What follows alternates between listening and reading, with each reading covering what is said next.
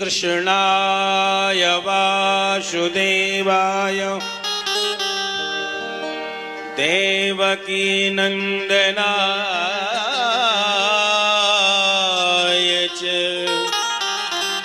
नंद गोपी कुमाराय श्री गोविंदाय नमो नमः। नौमीड्यते भ्रवपुषे तडिदंबराय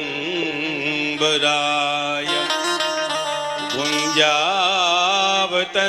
परिपिच्छलशन मुखाय वन्यस्रजे कवलवेत्र विशाल वेणु लक्ष्मश्रिये मृदुपदे पशुपांगजाय।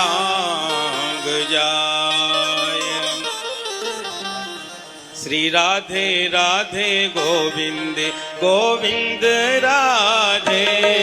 श्री राधे राधे गोविंद राधे। श्री राधे राधे गोविंद गोविंद राधे। श्री राधे राधे गोविंद गोविंद राधे। श्री गोविंद राधे गोपाल राधे। गोविंद राधे गोपाल राधे। गोविंद राधे गोपाल राधे।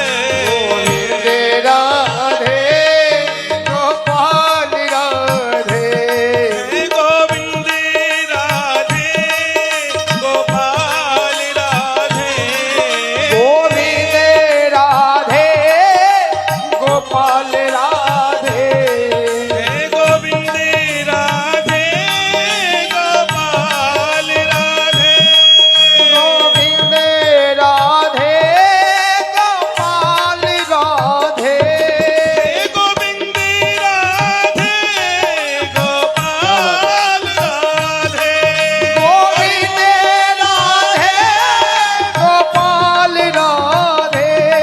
श्री राधे राधे गोविंद गोविंद राधे। श्री राधे राधे गोविंद राधे। श्री राधे राधे गोविंद गोविंद राधे। राधे राधे गोविंद गोविंद राधे। श्री राधे राधे गोविंद राधे।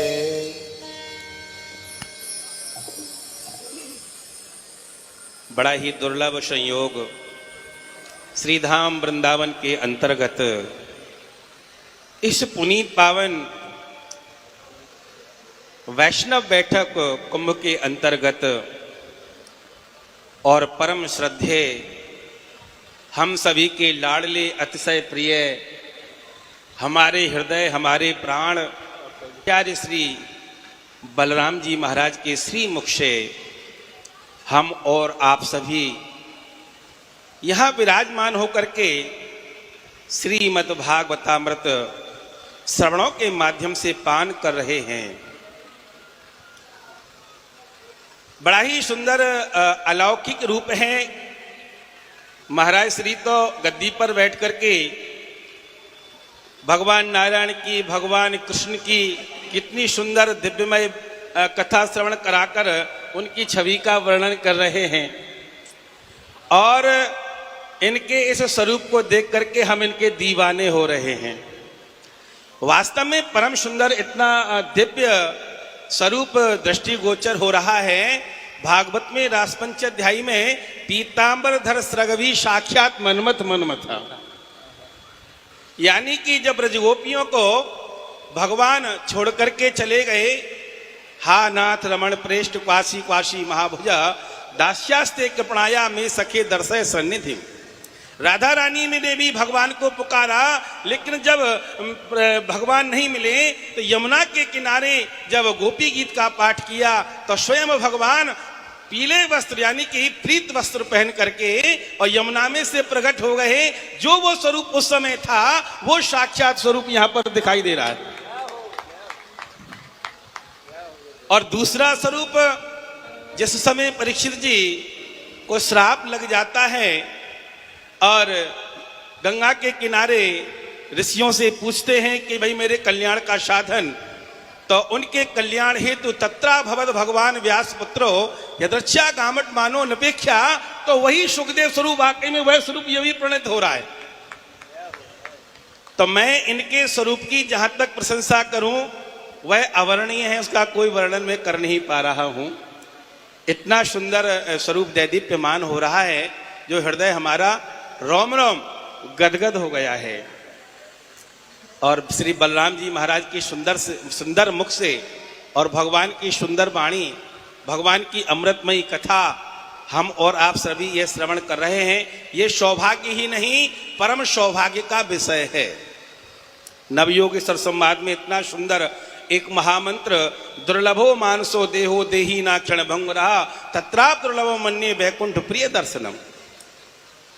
मनुष्य योनि मिलना अति कठिन है, लेकिन उसका सदुपयोग तभी है कि जब हम भगवान की कथा श्रवण करें।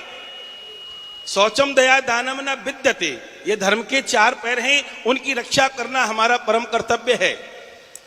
और देखिए, आप कोई सामान्य स्थान पर बैठ के कथा नहीं श्रवण कर रहे, ये भगवान का वृंदावन धाम हृदय है, जो कि ये तीर्थ स्थल नहीं है, ये भगवान का घर है। तो भगवान के घर में बैठ करके हम और आप सभी यहां बैठ करके भगवान की कथा श्रवण कर रहे हैं। इतना पुनीत पावन सुअवसर भैया ये बड़े ठाकुर जी की कृपा से प्राप्त हुआ है। आप देश देशांतर से पधारे, देखिए यहां से लेके वहां तक इतनी अपार श्रोताओं की भीड़, तो विदित होता है कि आप सभी पर ठाकुर जी की बड़ी असीम अनुकंपा है। वो क्यों कि इरादे रोज बनते हैं और बिगड़ जाते हैं, और वृंदावन वही आते हैं कि जिन्हें बांके बिहारी। तो भैया ये आप पर इतनी असीम अनुकंपा भैया। और ये देखो मां यमुना का किनारा, यमुना जी अचमन करें यमुना में ही नहाएं, और जहां जहां यमुना बहे तहां तहां यम नहाए।